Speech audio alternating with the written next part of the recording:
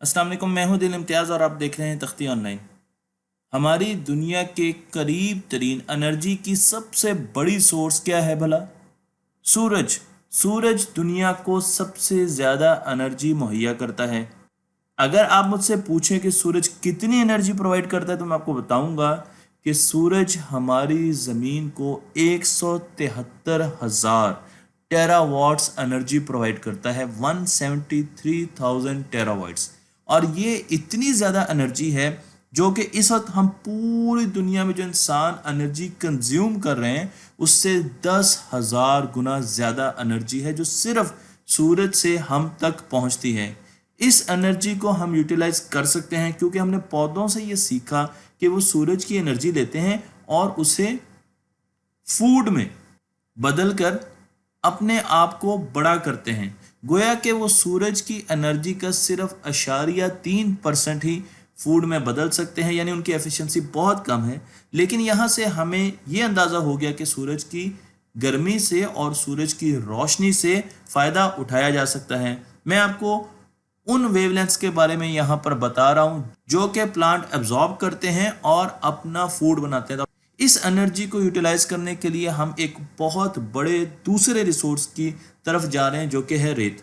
रेत से हम ऐसे डिवाइसेस बनाते हैं जो सूरज की रोशनी को कंज्यूमेबल एनर्जी में बदल सकते हैं। तो मैं आपको बताने जा रहा हूँ फोटोवोल्टिक सेल के बारे में जो कि रेत से बनाया जाता है।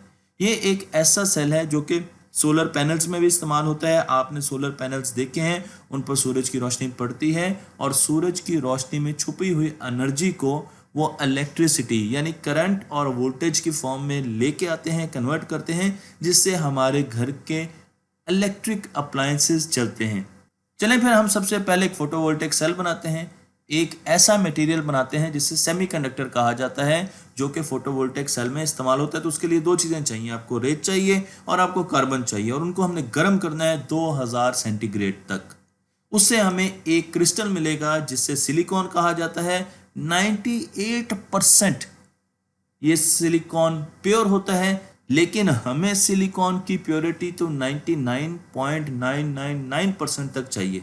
उसके लिए हम इंडस्ट्री में जाएंगे जहां पर हम सिलिकॉन बनाते हैं, सिलिकॉन के क्रिस्टल्स बनाते हैं। और उसके लिए सबसे पहले हम क्या करते हैं, हम सिलिकॉन को मेल्ट करते हैं। उसमें मुख्तलिफ किस्म के इंग्रेडिएंट्स डालकर सिलिकॉन को मेल्ट किया जाता है। आप यहाँ पे देख सकते हैं कि यहाँ पर आपको सिलिकॉन नज़र आ रही है और उसमें एक क्रिस्टल डाला जाता है जिसे सीड क्रिस्टल कहा जाता है। और उस क्रिस्टल को हम जोर से घुमाते हैं, रोटेट करते हैं, रोटेशन देते हैं। वो घूमता जाता है, आहिस्ता आहिस्ता ऊपर उठता जाता है और उसके नीचे सिलिकॉन क्रिस्टलाइज करना शुरू कर देता है। तो आपको एक बहुत बड़ा क्रिस्टल बनते हुए नज़र आना शुरू हो जाता है। ये बिल्कुल ऐसे ही जैसे हम दूध को जाग लगाते हैं दही का, तो सारा दूध दही बन जाता है। इसी तरीके से जब सीड क्रिस्टल हम इसमें डालते हैं तो ये सारा का सारा मेल्टेड सिलिकॉन क्रिस्टल में बदल जाता है। बिल्कुल वही चीज़ मैं आपको यहाँ पर दिखा रहा हूँ। तो आप देखें कि हमने एक सीड क्रिस्टल यहाँ पर डाला और उसको रोटेट करना शुरू किया। तो जब उसको बाहर निकाला तो हमारे पास एक बहुत बड़ा क्रिस्टल बन चुका है। और इस क्रिस्टल को इंडस्ट्री में बहुत यूज़ किया जाता है क्योंकि इससे हमारे सेमीकंडक्टर डिवाइसेस बनते हैं और उससे हमारी इलेक्ट्रॉनिक्स आगे चलती हैं। तो सेमीकंडक्टर पे मैं बहुत से वीडियोस बना चुका हूँ, लेकिन आज हम सेमीकंडक्टर को जो डिस्कस करेंगे वो सिलिकॉन के बने हैं। तो हम ये जानते हैं कि सिलिकॉन के आखिरी ऑर्बिट में 4 इलेक्ट्रॉन होते हैं। अगर बहुत से एटम्स इकट्ठे हो जाएं तो वो बॉन्डिंग बना लेते हैं और अपने आखिरी ऑर्बिट को शेयर करके, इलेक्ट्रॉन्स को शेयर करके अपने आखिरी ऑर्बिट को फिल कर लेते हैं। तो हमारे पास यहाँ पर 8 8 8 इलेक्ट्रॉन आखिरी ऑर्बिट में आपको सिलिकॉन के नजर आएंगे और इस तरीके से हमारे पास सिलिकॉन का क्रिस्टल बनता है। लेकिन इस सिलिकॉन के क्रिस्टल से हम कंडक्शन नहीं करवा सकते, करंट को कंडक्ट नहीं करवा सकते, क्योंकि करंट की कंडक्शन के लिए हमें ज़रूरी है कि इलेक्ट्रॉन्स मौजूद हों, फ्री इलेक्ट्रॉन्स मौजूद हों। और उसके लिए हम दो काम करते हैं, दो किस्म के और मटेरियल बनाते हैं। एक को एन कहते हैं, एक को पी कहते हैं। इस पर वीडियो बना चुका हूँ। एन टाइप सेमीकंडक्टर्स में हम फॉस्फोरस की डोपिंग करते हैं, एक इम्प्योरिटी डालते हैं जिसे फॉस्फोरस कहा जाता है। फॉस्फोरस के आखिरी ऑर्बिट में 5 इलेक्ट्रॉन, सिलिकॉन के आखिरी ऑर्बिट में 4 इलेक्ट्रॉन, इकट्ठे हो गए बन गए 9 इलेक्ट्रॉन। आखिरी ऑर्बिट में आ सकते हैं 8 इलेक्ट्रॉन। तो एक इलेक्ट्रॉन हर एटम के लिए फ्री होगा जिसे फ्री इलेक्ट्रॉन कहा जाता है और उसके जरिए हम करंट को फ्लो करवा सकते हैं। तो एन टाइप सेमीकंडक्टर्स में इलेक्ट्रॉन्स मौजूद होते हैं, एक्सेसिव इलेक्ट्रॉन मौजूद होते हैं, इसलिए आपने यहाँ पर n लिखा हुआ है और यहाँ पे आपने इलेक्ट्रॉन्स को शो करवाया हुआ है। इसी तरीके से p टाइप सेमीकंडक्टर्स में हम बोरॉन को एज अ इम्प्योरिटी यूज करते हैं और बोरॉन से डोपिंग करवाई जाती है सेमीकंडक्टर की। तो बोरॉन के पास 3 इलेक्ट्रॉन्स होते हैं, सिलिकॉन के पास 4 इलेक्ट्रॉन्स होते हैं आखिरी ऑर्बिट में, तो टोटल हो गए 7 इलेक्ट्रॉन। एक इलेक्ट्रॉन की अभी भी जगह बाकी है जिसे होल कहा जाता है और इसे हम एक्सेप्ट कर सकते हैं। तो p टाइप सेमीकंडक्टर में इलेक्ट्रॉन को एक्सेप्ट करने की गुंजाइश मौजूद होती है। यहाँ पर हमारे पास p टाइप सेमीकंडक्टर है और बीच में जब इन दोनों को हम सैंडविच करते हैं, इकट्ठा करते हैं, तो बीच में एक बैरियर बन जाता है जिसे डिप्लीशन रीजन कहते हैं और इसके अक्रॉस ना इलेक्ट्रॉन ट्रेवल कर सकते हैं ना होल्स ट्रेवल कर सकते हैं। तो हमने जब बाहर एक तार लगाई n टाइप से p टाइप के दरमियान, तो यहाँ से फ्री इलेक्ट्रॉन पास होना शुरू हो गए, कैरी ओवर होना शुरू हो गए p टाइप की तरफ, और अगर मैं यहाँ पर एक बल्ब लगा दूं तो वह जलना शुरू हो जाएगा। इससे हमें अंदाज़ा होता है कि n और p टाइप को जब हम सैंडविच करते हैं और सनलाइट के फोटॉन्स उन पर बम्बार्डमेंट उनकी होती है, उन्हें हीट अप करते हैं, उन्हें टेम्परेचर देते हैं, उन्हें एनर्जी देते हैं ताकि इलेक्ट्रॉन्स अलग हो सकें एटम से, तो हमारे पास फ्री इलेक्ट्रॉन प्रोड्यूस होते हैं जो कि आगे करंट को प्रोड्यूस करते हैं। यही चीज़ मैं आपको यहाँ पर दिखा रहा हूँ। मेरे पास n टाइप और p टाइप मटेरियल्स हैं और आप देख सकते हैं बीच में बैरियर है। जैसे ही उन पर फोटॉन्स की बम्बार्डमेंट होगी तो हमारे पास फ्री इलेक्ट्रॉन्स और होल्स प्रोड्यूस होंगे और उनकी प्रोडक्शन की वजह से अगर एक्सटर्नली हम एक केबल लगाएंगे तो इलेक्ट्रॉन्स फ्लो करना शुरू कर देंगे n टाइप से p टाइप की तरफ। यहाँ पर यह जानना ज़रूरी है कि हमारे पास 3 किस्म के मटेरियल्स होते हैं, कंडक्टर्स होते हैं जिनमें हम मेटल्स काबिल ज़िक्र हैं और इनके दरमियान यानी वैलेंस बैंड और ये एनर्जी डायग्राम है इनकी। तो वैलेंस बैंड और कंडक्शन बैंड के बीच में बहुत कम फासला होता है। तो इलेक्ट्रॉन जैसे ही कंडक्शन बैंड में जाते हैं वो फ्री हो जाते हैं, वो इलेक्ट्रिसिटी पास कर सकते हैं, इसलिए कंडक्टर्स बहुत अच्छे करंट कैरियर्स होते हैं। इसी तरीके से इंसुलेटर्स में ये गैप बहुत बड़ा होता है और बहुत ज़्यादा एनर्जी चाहिए वैलेंस इलेक्ट्रॉन्स को तोड़ के कंडक्शन बैंड में लाने के लिए ताकि वो इलेक्ट्रिसिटी पास कर सकें। क्योंकि इतनी एनर्जी हम प्रोवाइड नहीं कर सकते, इसलिए इंसुलेटर्स इलेक्ट्रिसिटी को पास नहीं कर सकते। लेकिन सेमीकंडक्टर ऐसे मटेरियल होते हैं जो इन दोनों के बीच में होते हैं। अगर उनको ज़रा सी भी एनर्जी प्रोवाइड की जाए, वोल्टेज प्रोवाइड की जाए, वो एनर्जी वोल्टेज की फॉर्म में भी हो सकती है, वो एनर्जी लाइट की फॉर्म में भी हो सकती है, तो यहाँ से इलेक्ट्रॉन जंप कर जाते हैं कंडक्शन बैंड में और फ्री इलेक्ट्रॉन्स बन जाते हैं और वो इलेक्ट्रिसिटी कंडक्ट करना शुरू कर देते हैं। आप देख सकते हैं कि यहाँ पर यही फिनोमिना मैंने आपको दिखाया है। मैं आपको यहाँ पर एक स्ट्रक्चर दिखा रहा हूँ एक फोटो सेल का। तो आप देख सकते हैं कि हमारे पास सोलर सेल तो यहाँ पर, लेकिन उसके साथ ऊपर नीचे बहुत सी लेयर्स हैं, ग्लास के लेयर्स हैं जो कि प्रोटेक्शन लेयर्स भी हैं, और उसके साथ हमारे पास एक एल्यूमिनियम का फ्रेम है। तो ये पूरी असेंबली आपको जब नज़र आती है, हमें 2 किस्म के सोलर सेल्स नज़र आते हैं। एक को पॉलीक्रिस्टलाइन कहा जाता है जिसमें सिलिकॉन के क्रिस्टल्स अलाइन नहीं होते, इस वजह से ये बहुत ज़्यादा एफिशिएंट नहीं होते, नीले रंग के होते हैं और चीप होते हैं, सस्ते होते हैं। मोनोक्रिस्टलाइन ऐसे सोलर सेल्स होते हैं जिनमें सिलिकॉन के क्रिस्टल्स अलाइन रखे जाते हैं, महंगे सेल्स होते हैं लेकिन इनकी एफिशिएंसी बहुत ज़्यादा होती है। तो जब हम एक सेल बनाते हैं तो फिर उसको अरेंज करके सीरीज में हम मॉड्यूल बना देते हैं और फिर उन मॉड्यूल से हम स्ट्रिंग्स बना देते हैं। आप देखें उनको सीरीज में करके हम स्ट्रिंग बना रहे हैं और उन स्ट्रिंग से हम एक एरे बनाते हैं सोलर सिस्टम की। और इसी तरीके से हम मुख्तलिफ पैनल्स को जोड़ के एक पावर सोर्स बनाते हैं। तो मेरे पास ये एक पैनल है जिसकी कैपेसिटी 3 एम्पेयर है और 5 वोल्ट्स है, और दूसरा जो पैनल है उसकी 7 वोल्ट्स और 3 एम्पेयर है, और तीसरा जो पैनल है उसकी 9 वोल्ट और 3 एम्पेयर है। तो जब इनको मैं इकट्ठा करूंगा, सीरीज में जोड़ूंगा, तो मेरे पास जो पावर सोर्स बनेगी वो 21 वोल्ट की और 3 एम्पेयर की बनेगी। तो इस तरीके से पैनल्स को सीरीज में लगाकर उनको ऐड किया जा सकता है। तो मैं आपको यहाँ पर ये बताता चलूँ कि इस वक्त दुनिया में जो भी टेक्नोलॉजी हमारे पास है उसमें 25% एफिशिएंसी है प्रैक्टिकली, कि अगर हमें 100% एनर्जी मिल रही है रोशनी की फॉर्म में, तो सिर्फ 25% को हम इलेक्ट्रिक करंट और इलेक्ट्रिक वोल्टेज में कन्वर्ट कर पा रहे हैं। और उसकी वजह यह है कि जो फोटॉन्स आके टकराते हैं इलेक्ट्रॉन से, उनमें इतनी एनर्जी होनी चाहिए कि वो इलेक्ट्रॉन को कंडक्शन बैंड में ले जाए।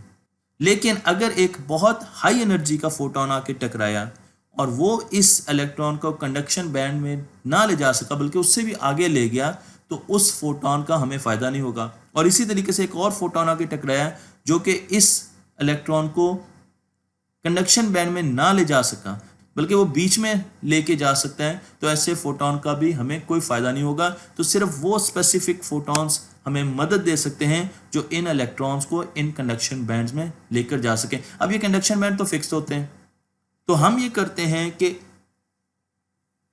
इसका मतलब ये क्या कि नीली रोशनी आके टकराएगी तो वो तो ज़्यादा दूर तक इलेक्ट्रॉन को लेके जाएगी क्योंकि उसमें एनर्जी ज़्यादा है। तो आपको ऐसे मटेरियल इस्तेमाल करना है जिसका कंडक्शन बैंड ज़्यादा हो। लेकिन अगर सब्ज लाइट आएगी तो वो तो ऐसा मटेरियल चाहिए जिसका कंडक्शन बैंड या कंडक्शन बैंड के बीच में जो एनर्जी का गैप है वो कम हो। और अगर लाल लाइट आएगी तो उसको तो बहुत कम गैप चाहिए। तो एक पूरे मटेरियल में ये सारी करैक्टरिस्टिक्स तो आप इस्तेमाल नहीं कर सकते। तो हम ये करते हैं कि हम 3 मुख्तलिफ किस्म के मटेरियल सेमीकंडक्टर्स लेते हैं जिनके एनर्जी गैप कंडक्शन और वैलेंस बैंड के दरमियान एनर्जी गैप डिफरेंट होते हैं। और पहला मटेरियल नीली लाइट को एब्जॉर्ब करेगा और फ्री कैरियर्स देगा, दूसरा बैंड या दूसरा मटेरियल सब्ज लाइट को एब्जॉर्ब करेगा और करंट प्रोड्यूस करेगा, और तीसरा मटेरियल लाल लाइट को एब्जॉर्ब करेगा और करंट प्रोड्यूस करेगा, और बाकी जितनी लाइट होगी उसको एब्जॉर्ब नहीं किया जाएगा। इस तरीके से हम कुछ अपनी एफिशिएंसी बढ़ा सकते हैं मुख्तलिफ मटेरियल्स को, सेमीकंडक्टर्स को जिनके एनर्जी लेवल्स डिफरेंट हैं उनको कंबाइन करके, सैंडविच करके। तो 2 किस्म के मटेरियल्स हम यूज़ कर रहे हैं, पहले को सिलिकॉन कहते हैं और दूसरे को परवोस्काइट कहते हैं।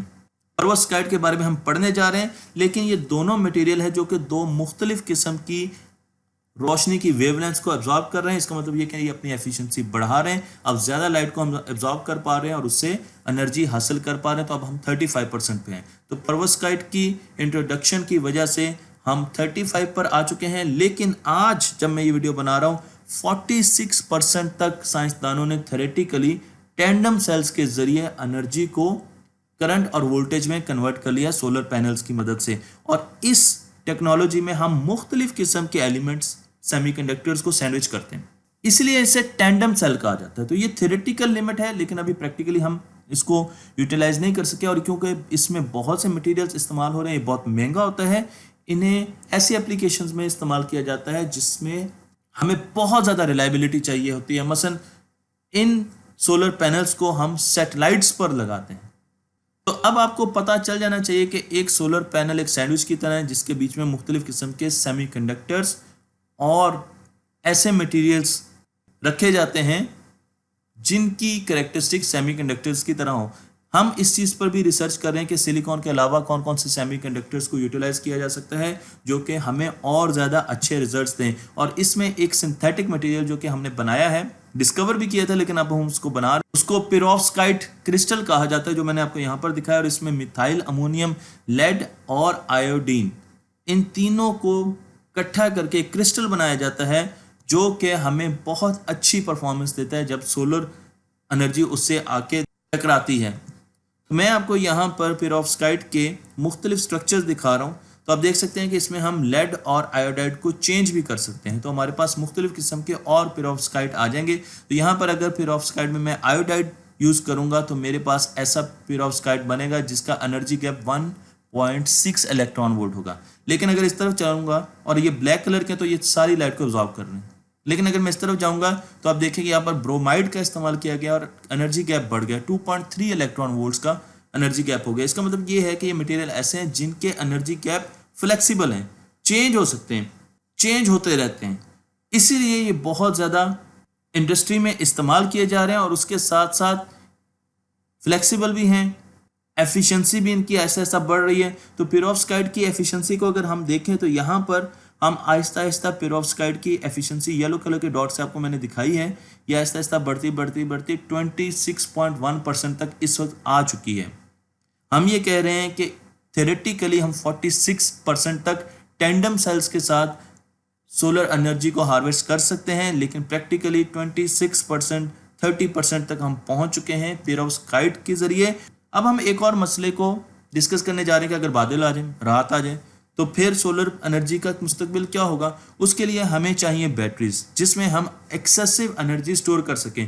तो यहाँ पर मेरे पास एक सोलर पैनल है, उसके साथ एक कंट्रोलर लगा हुआ है, और वो कंट्रोलर जब भी एक्सेसिव एनर्जी आती है तो वो बैटरी को स्टोर करना बैटरी में स्टोर करना शुरू कर देता है। और उसके आगे मेरे पास एक इन्वर्टर लगा हुआ है जो कि डीसी सप्लाई को दोबारा एसी में कन्वर्ट करता है और हमारे घर की अप्लायंसेस को जलाता है। तो इस बैटरी का बहुत ज़्यादा अहम रोल है। अगर आप यहाँ पर देखें तो 4 सोलर पैनल्स को हमने सीरीज में लगाया और उससे हासिल होने वाली एनर्जी को हमने 4 पैरेलल में लगाई हुई बैटरीज में स्टोर करना शुरू कर दिया है और उसके बाद हम उससे मुख्तलिफ अप्लायंसेस जलाएंगे। तो आप मुख्तलिफ कन्फिग्रेशंस इनसे बना सकते हैं। बैटरी पर बहुत ज़्यादा रिसर्च की जा रही है। टेस्ला में जिन्होंने एक बहुत बड़ी फैक्ट्री बनाई है जिसे गीगा फैक्ट्री कहा जाता है और इसमें बहुत छोटे छोटे सेल से लेकर बड़ी बड़ी पावर सप्लाईज बनाई जा रही हैं क्योंकि हमने पावर को स्टोर करना है और उसके लिए बेहतरीन तरीका बैटरीज का है। तो गीगा फैक्ट्री से हमें आगे ये भी कॉन्सेप्ट मिलने जा रहा है कि हमारे पास एनर्जी हाउसेस डेवलप होंगे। जब भी एक्सेसिव सोलर एनर्जी हमें दिन को मिलेगी तो हम ऐसी लोकेशंस पर उनको डिपॉजिट कर देंगे, जमा करा देंगे जो कि एनर्जी हाउसेस होंगे। ये छोटे छोटे सेल नहीं होंगे बल्कि बहुत बड़े एनर्जी हाउसेस होंगे और जब रात आएगी या बादल आएंगे तो इन एनर्जी हाउसेस से एनर्जी जो कि स्टोर हो चुकी थी उसे दोबारा कस्टमर्स को दिया जाएगा। ये कॉन्सेप्ट बहुत जल्दी मार्केट में आने वाला है और हम देखेंगे कि ऐसे एनर्जी हाउसेस हमें हर जगह पर नजर आएंगे। सोलर एनर्जी का इस्तेमाल करने के लिए सोलर पैनल्स को एज अ कंस्ट्रक्शन टूल भी इस्तेमाल किया जा रहा है। तो आप देख सकते हैं कि स्टेडियम के ऊपर तमाम के तमाम सोलर पैनल्स लगाए जा रहे हैं तो इससे कॉस्ट भी रिड्यूस होगी और इस पूरे स्टेडियम की जो एनर्जी कंजम्पशन है वो भी ये खुद ही पूरी कर सकेगा। इसी तरीके से सोलर सिटी, सोलर टाउन्स बनाए जा रहे हैं, मुख्तलिफ किस्म के इमारतों में सोलर पैनल्स लगाए जा रहे हैं और सोलर थर्मल प्लांट्स भी बनाए जा रहे हैं। तो सोलर से हम बड़े बड़े थर्मल प्लांट्स बना रहे हैं और उनसे एनर्जी हासिल कर रहे हैं। जिस तरीके से मैं आपको यहाँ पर मोरक्को का एक बहुत बड़ा सोलर प्लांट दिखा रहा हूँ, बल्कि पाकिस्तान में भी अब सोलर प्लांट लग चुका है और मुस्तकबिल में सोलर फ्लोटिंग सिटीज़ आएंगे जहाँ बहुत बड़े बड़े सोलर पैनल्स की कंस्टलेशन समंदर में फ्लोट कर रही होंगी। और इसके साथ साथ स्पेस में भी हम बहुत बड़े बड़े सोलर पैनल्स रखने जा रहे हैं जो कि डायरेक्ट सूरज की रोशनी लेंगे और फिर उन्हें वायरलेसली ट्रांसमिट करेंगे ज़मीन पर। यहाँ पर मैं ये बताता चलूँ कि सोलर पैनल सिर्फ वाइट लाइट में काम नहीं करते बल्कि इंफ्रारेड जो हमारी ज़मीन तक पहुँचती है उसका भी इस्तेमाल करते हैं और उसे भी एनर्जी में कन्वर्ट करते हैं। जबकि अल्ट्रावायलेट बहुत कम हमारी ज़मीन पर पहुँचती है और उसकी वजह ओजोन लेयर है जो कि उसे आगे आने नहीं देती। तो सिर्फ ये समझना कि हम लाइट और वाइट लाइट का इस्तेमाल करते हुए सोलर एनर्जी को हार्वेस्ट कर रहे हैं ये ठीक नहीं है। गोया कि हम बहुत कम लेवल पर अभी तक इस एनर्जी को हार्वेस्ट कर पाए हैं। 0.46 थ्योरेटिकल लिमिट है लेकिन 33% से प्रैक्टिकली अभी हम ऊपर नहीं जा चुके। बहुत बड़ा कॉरिडोर है जो हमारे लिए ओपन है, बहुत मार्जिन है और मुस्तकबिल में ये एनर्जी फॉसिल एनर्जी को कंप्लीटली रिप्लेस करने जा रही है। तो मुझे उम्मीद है कि आपको ये वीडियो पसंद आई होगी। तख्ती ऑनलाइन को लाइक कीजिए, शेयर कीजिए और इस फिल्म को दूसरों तक पहुंचा दीजिए।